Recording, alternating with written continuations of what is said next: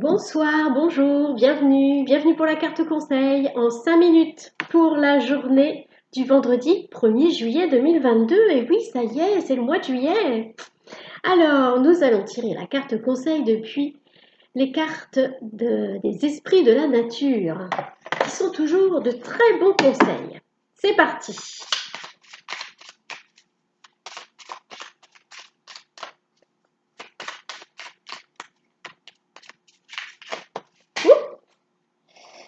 Je ne sais plus, il y en a trop.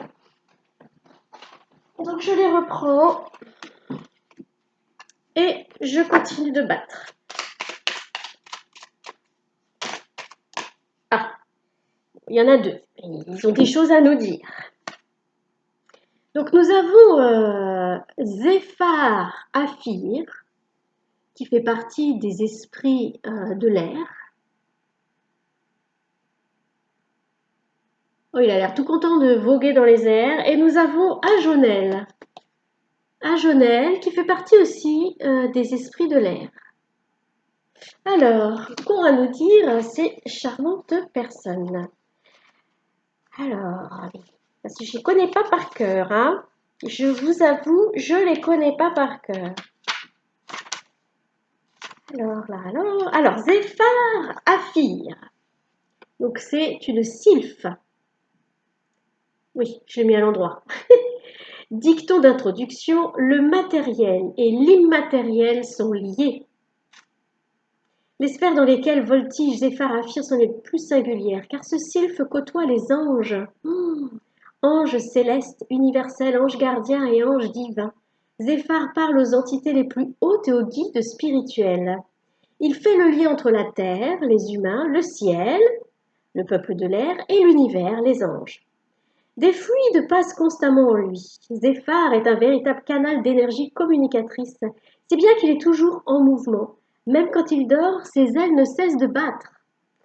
C'est un élève à l'écoute des maîtres de sagesse. Il sait que des êtres, par leurs expériences passées, nous guident pour nos expériences présentes et futures. Voilà, donc il est le lien entre la matière et le monde de l'invisible. Et le dicton de conclusion, c'est « Si vous ne baissez jamais les bras, vous êtes condamné à la réussite ». Bon, c'est bien. J'entends par là qu'on est beaucoup aidé par les êtres de l'invisible. Alors ensuite, Ajonel. Qu'est-ce qu'il a à nous dire, Ajonel? Dicton d'introduction, l'enfant qui vous habite doit vous accompagner et non pas vous diriger. Tout jeune sylphe, Ajonel est âgé d'à peine quelques siècles. Oh bon, il est tout jeune. Sa jeunesse en fait l'enfant de chacun. Les autres sylphes aiment le voir de temps à autre afin de retrouver en lui leur propre enfance, celle passée et celle présente. Ajonel ne parvient pas à avoir des responsabilités. Souvent insouciant, toujours innocent, la vie est pour lui un jeu grandeur nature. S'il se blesse, il se relève aussitôt. Pas à pas, il apprend la vie, ses expériences, ses turpitudes et ses plaisirs. Il n'existe pas d'erreur dans son apprentissage. Toute erreur est en soi un apprentissage. Dicton de conclusion, faites un avec chaque partie de votre être. Écoutez, moi, ce que je ressens, et comme quand je lis les annales akashiques,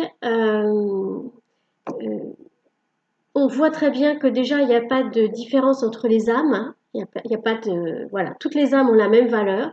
Mais en plus, ce que nous, on estime des erreurs, ne sont pas considérées comme telles. Il n'y a pas d'erreur. Il y a juste des expériences et des leçons à apprendre. Il n'y a pas d'échec. Ça n'existe pas l'échec. Ça n'existe pas l'erreur. C'est juste qu'à un moment donné, on a fait quelque chose qui nous emmène dans un chemin qui ne nous convient pas, qui ne vibre pas avec nos valeurs.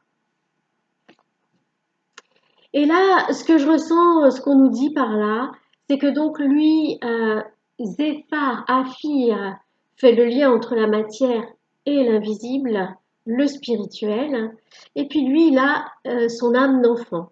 Ce que je ressens, c'est qu'il faut évoluer dans la matière en gardant son âme d'enfant, donc son côté émerveillement, waouh, encore quelque chose de nouveau à faire, oh, comme c'est beau, voilà, oh, des nouvelles personnes que je rencontre, c'est génial.